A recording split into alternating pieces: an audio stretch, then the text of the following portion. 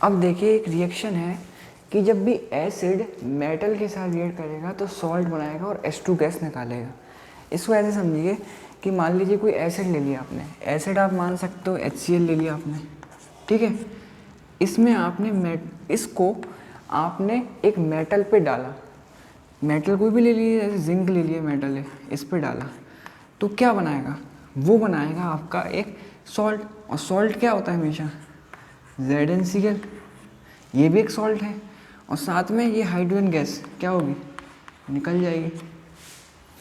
तो एसिड जब भी मेटल के साथ रिएक्ट कराएगा तो एक आपका सॉल्ट बनाएगा और साथ में हाइड्रोजन गैस को एवोपरेट कर देगा। इसको आप ऐसे पर्टिकुलर अपनी डेली लाइफ में भी देख सकते हैं। जब कभी भी एसिड को किसी भी ऑब्जेक्ट पर डाला जाएगा तो उसमें से धुआं जो निकलता है वो हाइड्रोजन गैस ही होती है। लेकिन वो मेटल के हिसाब से देखा जाएगा कि अगर मेटल रिएक्टिव होता है तो वो Cl को या जो भी उसके साथ लगा होता है, एसिड के साथ जो भी हाइड्रोजन के अलावा कंपोनेंट लगा होता है, उससे रिएक्ट करता है या नहीं करता है। अगर करता है तो वो ऑब्जेक्ट क्या हो जाएगा, गल जाएगा। इसका एग्जाम्पल ऐसा है, मान लो आपने किसी लोहे के ऑब्जेक्ट पे क्या एसिड की बूंद डाली तो होगा क्या कि कुछ समय तक तो धुआं निकलेगा, वो जो धुआं है वो हाइड्रोजन गैस हो गई। अब थोड़ी देर बाद क्या होगा, वो लोहा गल जाएगा, वो गला हुआ फॉर्म ही है ये, और ये एसिड है। ये है इस रिएक्शन का पूरा मतलब, ठीक है। अगली रिएक्शन पे आए। अगली रिएक्शन ये कहती है कि जब मेटल का कार्बोनेट मतलब आप मान लीजिए Zn का कार्बोनेट, ये रिएक्ट करता है एसिड से। एसिड मान लो ये है, एसिड तो बहुत सारे हम पे HCl है, HNO3 है, ठीक है। और एसिड आपका HCl HNO3, हाँ यही दो सबसे ज़्यादा हाईली एसिडिक होते हैं।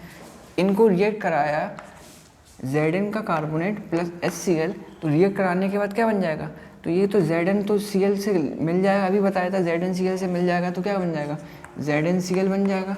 साथ में अब यहाँ देखिए क्या क्या है, कार्बन डाइऑक्साइड गैस निकलेगी यहाँ से जो कि CO3 है, ठीक है।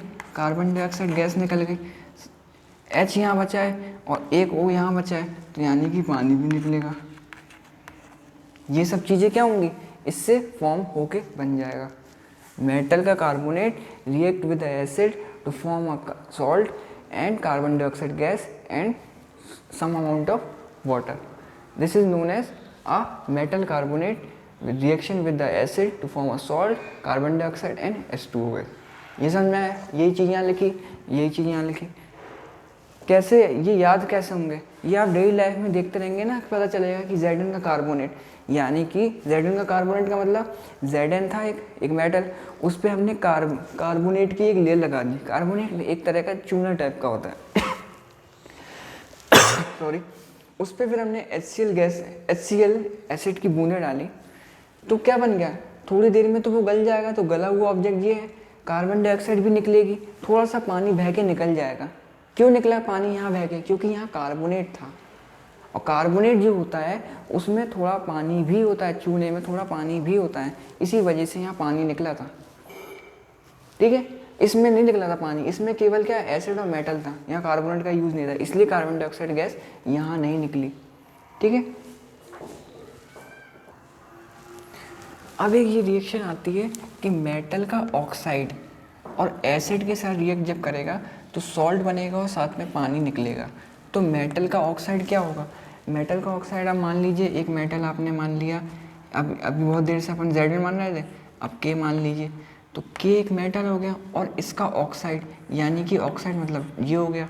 जब इसमें हमने एसिड को रिएक्ट कराया, एसिड आप यही मान लीजिए HCl, तो ये क्या बना देगा, ये सॉल्ट बना देगा। तो सॉल्ट हमेशा क्या होता है, KCl होगा, KCl एक सॉल्ट है।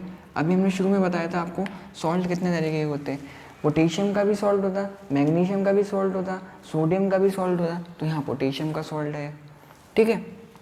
अब यहाँ क्या निकला, ये H और O2 निकला, तो पानी यहाँ बन के निकल गया, बस ये था रिएक्शन।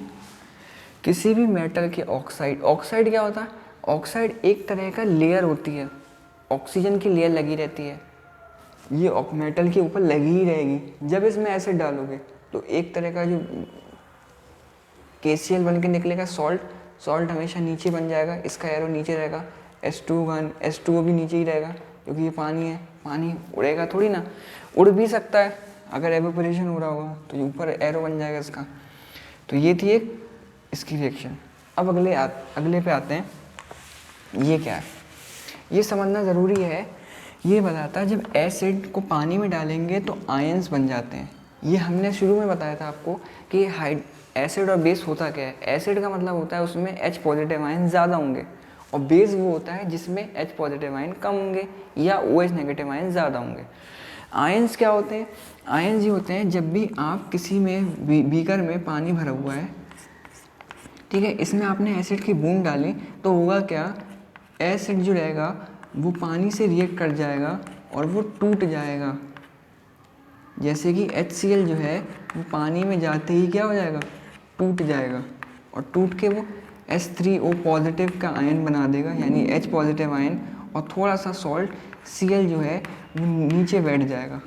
तो ये जो पॉजिटिव आयन जो आया है ये ही है जो उसको क्या करता है, रिएक्टिव बनाता है, सॉल्यूशन को रिएक्टिव बनाता है। अगर इस पानी में आप अब इलेक्ट्रिसिटी डालेंगे तो वो क्या करेगा, इन पॉजिटिव आयन की वजह से ट्रांसफ़र हो जाएगी इलेक्ट्रिसिटी। ऐसे बेस के साथ होता है।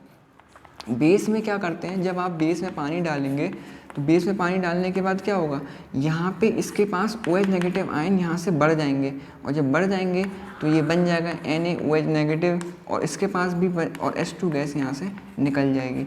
ये जो है ये इस तरह की रिएक्शन जब एसिड और बेस को पानी में डालते हैं तो ये इस तरीके का होता है। एक चीज़ और बता दीजिए, अगर बेस पानी में घुल जाता है तो उसको बोलते हैं एल्कलाइन बेस। अगर base dissolve in water then it is known as alkaline base. ठीक है, ये था आज का टॉपिक।